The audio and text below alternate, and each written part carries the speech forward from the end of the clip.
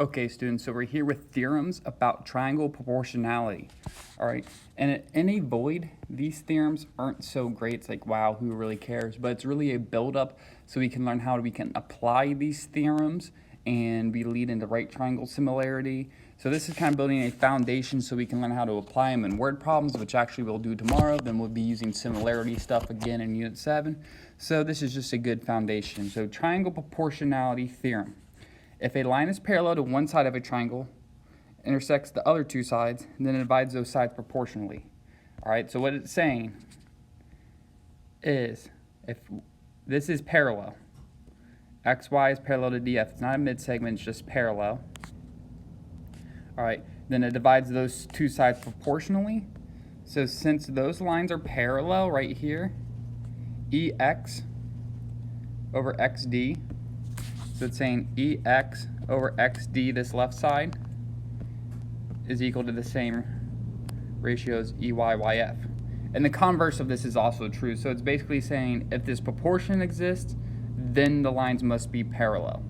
All right, so technically we could write it as a biconditional that xy is parallel to df if and only if ex over xd equals ey over yf. However, let's just dive into some examples. All right, find mr. All right, so it's saying RS is parallel to PN. We must know that. There was little arrows there marked. All right. Next, we must find MR. So it's like the top left over the top right. So even like look at this, top left over bottom left. I think I said it wrong. Top left over bottom left equals top right over bottom right. All right. It's just important that we keep our proportions organized. Other legal things I could say, I could also say like top left over top right. I could relate those over bottom left and bottom right. All right, see just how there's a bunch of ways to write the proportions. All right, just so you're aware, there's I think usually 4. But nonetheless, let's use this red one. So MR over 12 equals 15 over 20. All right, that's it. That's the major punchline. Technically, I could reduce 15 over 20 right now, but I just like to kind of just get after and start cross multiplying and see what happens. I'm going to get 20 MR. I think it's, should probably double check this. 180, that's what I thought. But when I'm making these videos and I make a silly mistake, no one can yell at me to fix my mistake, so that's why I typically like to double check with a calculator. Nonetheless, you guys still see me make silly mistakes all the time, super embarrassing. But that's how you find MR. Wow, cool, neat, smiley face, yes. All right, the famous shoe rack problem. People say this is their favorite problem the whole year. Is the shelf parallel to the ground? Wow, that seems like a lot of fun. Kids talk about how much they love this problem. Kids I've taught years ago come back and remind me of this problem. On the shoe rack shown, AB is 33, BC is 27, CD is 44, and DE is 25. Explain why the gray shelf is not parallel to the floor. What? A lot going on. What should I do? Label my picture.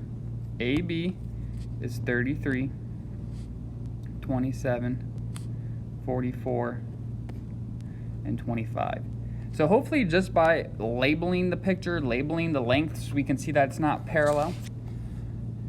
And there's a couple ways to do it. I'll show you both ways. Some students like to say, well, 27 over 33, what does that equal? Well, it's going to be 9 over 11, but you plug into a calculator, it's 0.82. All right, and then you can say, well, what's 44 over 25? Because that's this relating ratio. 44 over 25, 1.76. So clearly, to say those are equal, if you think equal, nah, dude. Equal? Nah, dude. It ain't. All right, that's one way to show it, that the ratios aren't the same. What I've seen other students do, which again, I like to give you options. It's your world, I'm just living in it, is you just set this up and then you cross multiply to see if the numbers equal each other. Boom, boom. What's 27 times 25? 675. What's 33 times 44? Ooh. I don't think those numbers are the same. All right. So false. Either way you show it,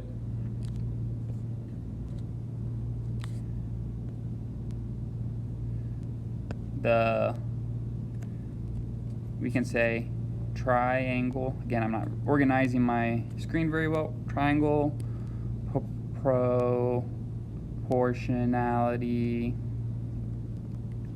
theorem doesn't work. Alright, doesn't hold true. Alright, so that's that problem. Now let's just go through some repetition, just really fine tune our skills. So we got 15, 10, I'm going to say, well, 15 to 10, since EB is parallel to CD, I can say 15 to 10 is equal to 12 over, and I'm too lazy to write BC, I'm just going to name it X. 12 over BC.